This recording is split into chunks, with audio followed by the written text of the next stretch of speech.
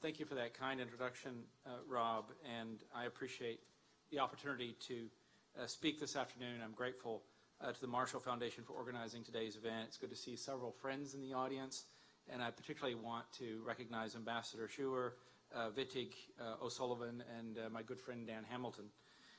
It was very important for me to take time today to be here to mark the 70th anniversary of the Marshall Plan. 7 decades ago, Americans made a decision to rebuild Europe after the Second World War. The 6 years of fighting that followed Germany's invasion of Poland in 1939 left much of the European continent in ruins. Many of Western Europe's largest and most famous cities were rubble. The richest and most populated regions of Germany, Holland, Belgium, Italy, and northern France had been laid waste by years of heavy combat, occupation, blockade, and aerial bombardment. Most of continental Europe's men between the ages of 15 and 60 were dead, maimed, imprisoned, or vagrant.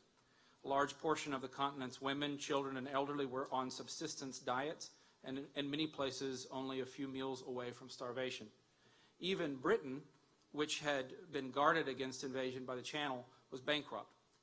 If you flew over Germany in 1946, you would have seen a landscape that looked more like the cratered surface of the moon than a civilized nation. The United States had options for how it would respond to Europe's plight. To understand the significance of what we did in 1948, I think you have to look back at what the predecessors of Marshall and his colleagues had done after a previous European war in 1918. At the end of the First World War, the United States removed itself from European affairs. At the Paris Peace Conference, we insisted that high principles, Woodrow Wilson's 14 points, guide the construction of a new political order in Europe.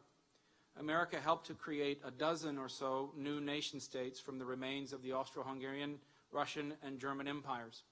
The map that emerged from the peace talks placed a dozen or so of these small, indefensible states, Saisonstaats, as the Germans at the time called them, in the historic crush zone between Germany and Russia. The resulting security vacuum attracted geopolitical predation and contributed to the conditions that caused the Second World War. So by the time of the Marshall Plan, you have to remember that most middle-aged Americans had seen 2 European wars in the space of a generation. Both wars had begun in Europe, but quickly spread to include most of the rest of the globe. Both wars had shown that the old balance of power that stabilized Europe in previous generations and previous centuries was permanently broken, and that no combination of European states could contain a unified industrial national Germany. And both wars, I think, had required major investments of American blood and treasure, more than 500,000 American lives and billions of dollars to fight and win. It is against this backdrop that the Marshall Plan takes on its special historical significance as an act of both national generosity and strategic foresight. In most of history's previous wars, the victor had sought to either extinguish the vanquished or to restore its own national strength by drawing upon the resources of the conquered. After the Third Punic War, Rome had stripped Carthage bare and, we are told apocryphally, spread salt on its foundations. After World War I, France pursued a very harsh peace against Germany, seizing valuable industrial lands and levying vast sums in war reparations. And even after World War II, at the same time that Marshall and his colleagues were amassing aid to help Europe, the Soviet Union conducted a policy of systematic despoliation of Eastern Europe that uprooted virtually everything of portable value, from locomotives to entire factories, and moved them back to the Soviet Union. Not everyone in America was convinced that we should take the course that we took with the Marshall Plan. Secretary of Treasury Henry Morgenthau advocated a pastoral policy, as he called it, of stripping Germany of its industries in the Ruhr and Saar and turning it into a kind of vast agricultural buffer zone between the East and West. But America did not do that. Rather than punishing our enemies or retreating from Europe's problems, as we had done in 1918, America's leaders chose to remain in Europe and to use our great national wealth to nourish and rebuild its shattered societies. As Secretary Marshall said in 1947, the United States would, quote, do whatever it is able to do to assist in the return of normal economic health in the world, without which there can be no political stability or assured peace. In the years that followed, the United States gave more than $13 billion to the nations of Europe. In today's terms, that's over $100 billion. Money was only part of this investment, though. We built permanent U.S. military bases to ensure future peace, and we built new institutions. Together with our European allies, we formed NATO, and we helped spur the creation of the European Coal and Steel Community, which later became the European Union. The history of the last 7 decades, I think, validates the wisdom of these investments. Thanks in part to the Marshall Plan, European societies were able to stabilize themselves and resist the menace of communism. Building on this stability, we and our allies engineered the great Western economic miracle of the post-war world. Many European economies grew by more than 30% annually in the years after the Marshall Plan.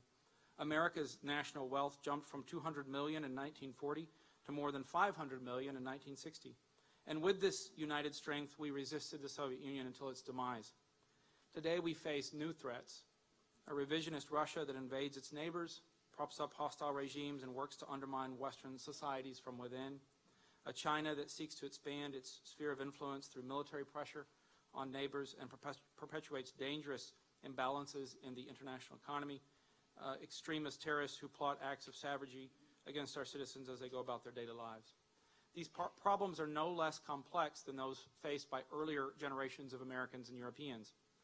After 1945, the task was one of creation, to forge new relationships and bring to fruition a new reality that could not have previously been imagined.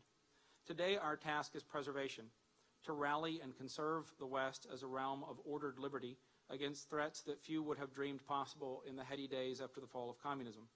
Succeeding in these tasks requires us to strengthen our alliances and the values of democracy upon which they are built. There is no major foreign policy challenge in the world today in which the United States and Europe can expect to succeed without each other. America's commitment to the Western Alliance is borne out in the more than $11 billion we have pledged over the past year to the European Deterrence Initiative, in the defensive weapons we're providing to Ukraine and Georgia, the reconstruction support we provide to countries of North Africa, the aid and encouragement we provide to reformers in Eastern Europe and Ukraine, the reduced barriers to U.S. LNG exports to allies, and in the cooperation on border security, intelligence sharing, law enforcement, and cyber defense that we carry out every day with our European allies.